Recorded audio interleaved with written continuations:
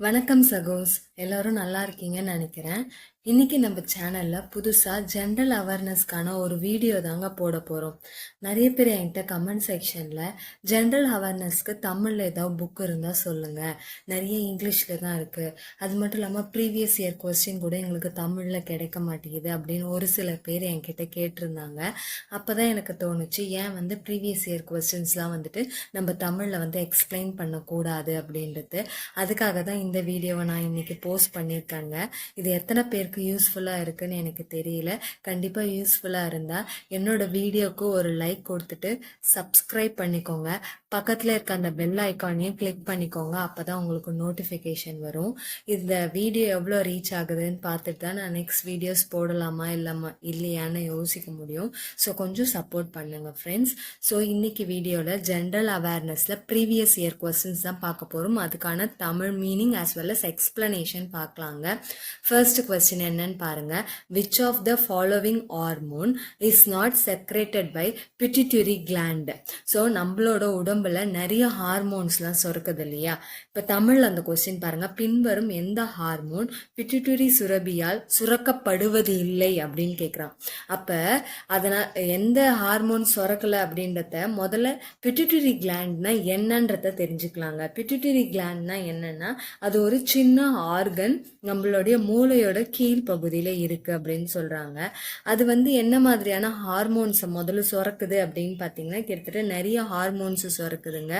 ACTH, TSH, LH, FSH, PRL, GH, MSH. இதுலயே posterior pituitary கிளாண்டுன்னு இருக்கு. அதுதான் என்ன சுரக்குதுன்னு பார்த்தீங்கன்னா, வாசோப்ரெசின் அப்படின்ற ஒரு ஹார்மோனும் சுரக்குது.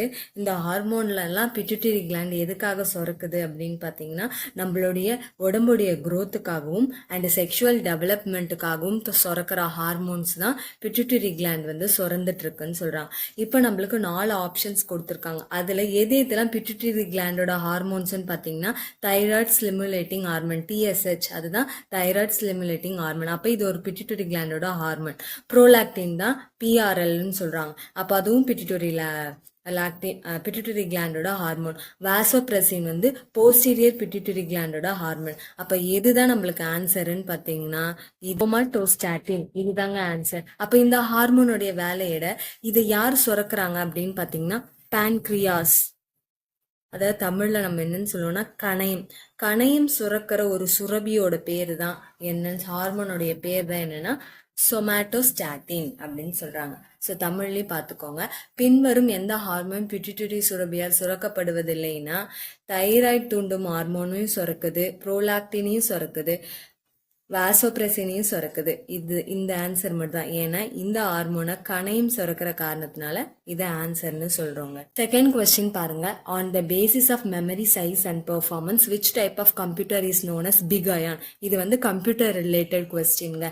ஜென்ரல் அவேர்னஸ்ல எல்லா டாபிக் பத்தியும் கண்டிப்பா படிச்சு தான் ஆகணும். ஸோ என்ன கொஸ்டினா, நினைவக அளவு மற்றும் செயல்திறன் ஆகியவற்றின் அடிப்படையில் எந்த கணினி பெரிய இரும்பு என அழைக்கப்படுது? ஸோ பெரிய இரும்புன்னு ஒரு கம்ப்யூட்டரை நம்ம நிக் நேம் வச்சு கூப்பிடுறோம். அது எந்த கம்ப்யூட்டர்னு கேட்குறாங்க. அதுக்கு 4 ஆப்ஷன் என்ன, micro computer, mini computer, mainframe, super கம்ப்யூட்டர்னு கொடுத்துருக்காங்க.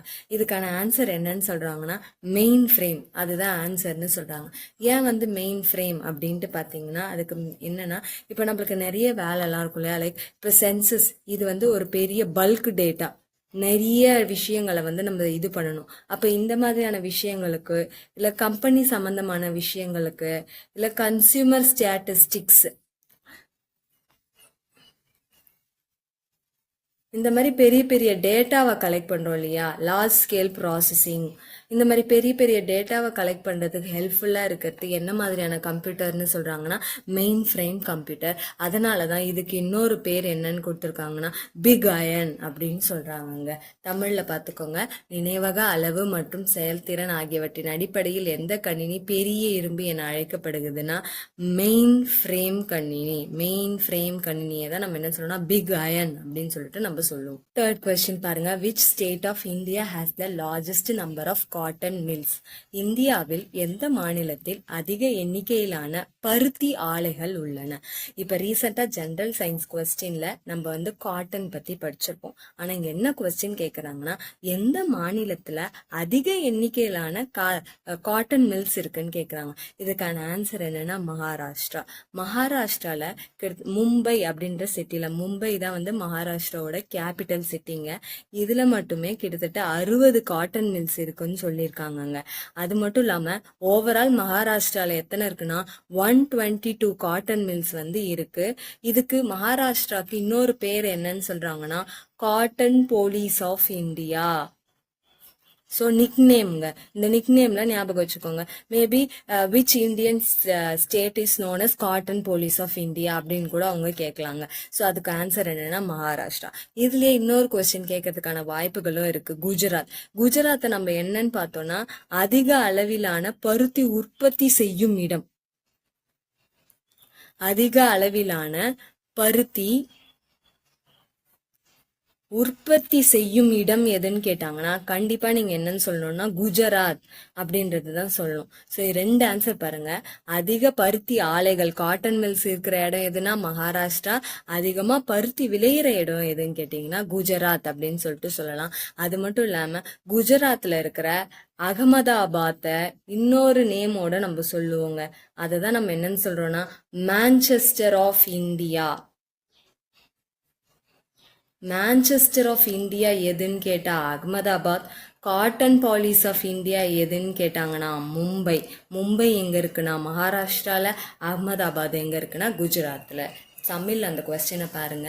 இந்தியாவில் எந்த மாநிலத்தில் அதிக எண்ணிக்கையிலான பருத்தி ஆலைகள் உள்ளன? மகாராஷ்டிரால கிட்டத்தட்ட 122 பருத்தி ஆலைகள் இருக்குன்னு சொல்லியிருக்காங்க. 4வது question, what is the local name given to the parliament of Pakistan? இது இந்தியா அண்ட் நெய்பரிங் கண்ட்ரிஸை படிச்சிங்கன்னா தான் இந்த கொஸ்டினுக்கான ஆன்சரை உங்களால சொல்ல முடியுங்க.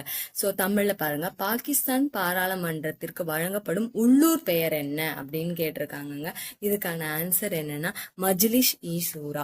சோ இது வந்துட்டு பாகிஸ்தான் பார்லிமெண்டோட நேம். அப்போ மீதி 3 எந்த நாட்டுடைய பார்லிமெண்டோட நேம் அப்படின்னு கேட்டீங்கன்னா மஜ்லிஸ் அப்படின்றது இஸ்ரேல். இஸ்ரேல் பார்லிமெண்டோட நேம் தான் என்னன்னா மஜ்லிஸ்ன்னு சொல்றாங்க. இந்த சைமா ஹி மஜ்லிஸ் இது எந்த நாட்டுடைய இது அப்படின்னு பாத்தீங்கன்னா லத்வியா பார்லிமெண்ட்டுடைய நேம்ங்க. அதே மாதிரி ஜதியா இது வந்து பங்களாதேஷுடைய பார்லிமெண்ட்டோடைய நேம். ஸோ நீங்க ஒரு கொஸ்டின் படிக்கிறீங்கன்னா அதுக்கான ஆன்சரை மட்டும் படிச்சுட்டு போகாம மீதி 3 கொஸ்டினுக்கு ஆன்சர் என்னன்றதையும் தேடி படிச்சீங்கன்னா கண்டிப்பா உங்களுக்கு மறக்காதுங்க. மேபி இதை கேட்கறதுக்கான வாய்ப்புகள் இருக்கு. இல்ல இதை தெரிஞ்சுக்கிட்டீங்கன்னா அடுத்த வாட்டி இதுல இருந்து நம்ம எது வந்து வராது அப்படின்றத பிரிச்சு நம்மளால சொல்ல முடியுங்க. ஸோ பாகிஸ்தான் பாராளுமன்றத்திற்கு வழங்கப்படும் உள்ளூர் பெயர் என்ன? ஆன்சர் என்னன்னா மஜ்லிஸ் இ ஷூரா. சரி, இது வந்து என்னன்னா இது வந்து ஒரு அரபிக் டேர்ம்ங்க. அரபிக் மொழியிலிருந்து எடுக்கப்பட்டது இது அப்படி சொல்றாங்க. இதுக்கான மீனிங் என்னன்னு பாத்தீங்கன்னா அட்வைசரி கவுன்சில். இதுக்கான இங்கிலீஷ் மீனிங் என்னன்னா அட்வைசரி கவுன்சில். மஜ்லிஸ் அப்படின்னா என்னன்னா கவுன்சில்னு அர்த்தங்க. அட்வைசரி கவுன்சில் அப்படின்றது தான் என்னன்னா மஜ்லிஸ் இ ஷூரா அப்படின்னு சொல்லிட்டு சொல்றாங்க. இது வந்து ஒரு சயின்ஸ் கொஸ்டின்ங்க. என்னன்னு பாருங்க, dash is the most electropositive and dash is the most electronegative element of the third period of modern periodic table. அப்ப கண்டிப்பா உங்களுக்கு என்ன தெரிஞ்சிருக்கணும், பீரியாடிக் டேபிள்ல என்னென்ன எலமெண்ட்ஸ் எங்கெங்க இருக்காங்கன்னு தெரிஞ்சா மட்டும்தான் இந்த மாதிரி ஆன்சர்லாம் நம்மளால பண்ண முடியும். நவீன கால அட்டவணையில் 3ஆம் காலம் அதாவது அந்த பீரியட்லயே இருக்கும் தனிமங்களில் டேஷ் அதிக நேர்மின் ஆற்றலும் டேஷ் அதிக எதிர்மின் ஆற்றலும் உடையது அப்படின்றது தாங்க இந்த கொஸ்டின் கேட்டிருக்காங்க. அப்ப அதுல third period of modern periodic டேபிள்ல என்னென்ன எலமெண்ட்ஸ் இருக்கு அப்படின்றது உங்களுக்கு தெரிஞ்சிருக்கும். அப்ப என்னென்ன எலமெண்ட்ஸ் இருக்குன்னு சொல்லியிருக்காங்கன்னு பாத்தீங்கன்னா சோடியம், அப்புறம் என்ன சொல்றாங்க magnesium, aluminium, silicon, phosphorus, sulphur, chlorine, argon. இந்த 8 தாங்க இருக்கு. இந்த 8 எப்படி நான் ஞாபகம் வச்சுக்கிட்டு அப்படின்னு கேட்டீங்கன்னா அதுக்கு சிம்பிளா நம்ம ஒண்ணு ஏதும் சோமல், சிப்சு, சார். சோமல், சிப்சு, சார். இப்ப இதுலயே நம்மளால சொல்ல முடியும் சோடியம், மெக்னீசியம், அலுமினியம். ஓகேங்களா? அடுத்து என்ன பாத்தீங்கன்னா silicon, phosphorus, sulphur, chlorine, argon. இதை ஞாபகம் வச்சுக்கோங்க. சோமல், சிப்சு, சார். ஓகேங்களா? இப்ப இதுல அதிகமான எலக்ட்ரோ பாசிட்டிவ் இருக்கிறது சோடியம், கம்மியா இருக்கிறது அதாவது எலக்ட்ரோ நெகட்டிவ் இருக்கிறது எதுன்னு சொல்றாங்கன்னா குளோரின். நவீன கால அட்டவணையில் 3ஆம் காலத்தில் இருக்கும் தனிமங்களில் அதிக நேர்மின் ஆற்றல் எதுக்கு இருக்குன்னா சோடியம், அதிக எதிர்மின் ஆற்றல் எதுக்கு இருக்குன்னா குளோரின் அப்படின்றது தாங்க ஆன்சர். அடுத்து நம்ம என்ன பார்க்க போறோம் பாருங்க. சவுத் வெஸ்ட் மான்சூன் ஜென்ரேட்ஸ் இன், தென்மேற்கு பருவமழை உருவாகும் இடம் எதுன்னு கேட்டிருக்காங்கங்க. இப்ப எது உருவாகும் இடம்னு பாத்தீங்கன்னா அரேபியன் சீல தாங்க உருவாகுது. தமிழ்ல அரபிக் கடல் அப்படின்னு சொல்லிட்டு சொல்லுவாங்கங்க. அதுக்கு முன்னாடி அதை பத்தி தெரிஞ்சுக்கணும். மான்சூன் அப்படின்னா சவுத் வெஸ்ட் மான்சூன் இருக்கு. இன்னொன்னு என்னன்னு பாத்தீங்கன்னா நார்த் ஈஸ்ட் மான்சூன் ஒண்ணு இருக்கு இல்லையா? இப்ப இது தென்மேற்கு பருவமழைனா இது வடகிழக்கு பருவமழை. சரி, சவுத் வெஸ்ட் மான்சூன் எப்பத்துல இருந்து எப்ப வரைக்கும் பாத்தீங்கன்னா ஜூன்ல இருந்து செப்டம்பர் வரைக்கும். ஜூன்ல இருந்து செப்டம்பர் வரைக்கும். நார்த் ஈஸ்ட் மான்சூன் அக்டோபர்ல இருந்து டிசம்பர் வரைக்கும். இது எங்க உருவாகுதுன்னு சொல்றாங்கன்னா அரேபியன் சீல உருவாகுதுன்னு சொல்றாங்க. அப்ப நார்த் ஈஸ்ட் மான்சூன் எங்க உருவாகுதுன்னா ஹிமாலயாஸ்ல உருவாகுது அப்படின்னு சொல்லிட்டு சொல்றாங்க. சோ தென்மேற்கு பருவமழை உருவாகும் இடம் அரபிக் கடல். ஸோ இந்த வீடியோவில் நான் சில கொஸ்டின்ஸ் மட்டும்தாங்க எடுத்து தமிழில் எழுதி உங்களுக்கு எக்ஸ்பிளைன் பண்ணியிருக்கேன். இந்த வீடியோ யூஸ்ஃபுல்லாக இருந்தால் சொல்லுங்கள். கண்டிப்பாக இதை நம்ம கண்டினியூ பண்ணலாம். கமெண்ட் செக்ஷனில் உங்களோட கமெண்ட்ஸை கண்டிப்பாக கொடுங்க. அதுதான் எனக்கு கொஞ்சம் மோட்டிவேஷனலாக இருக்கும். தேங்க்யூ ஃபார் வாட்சிங்.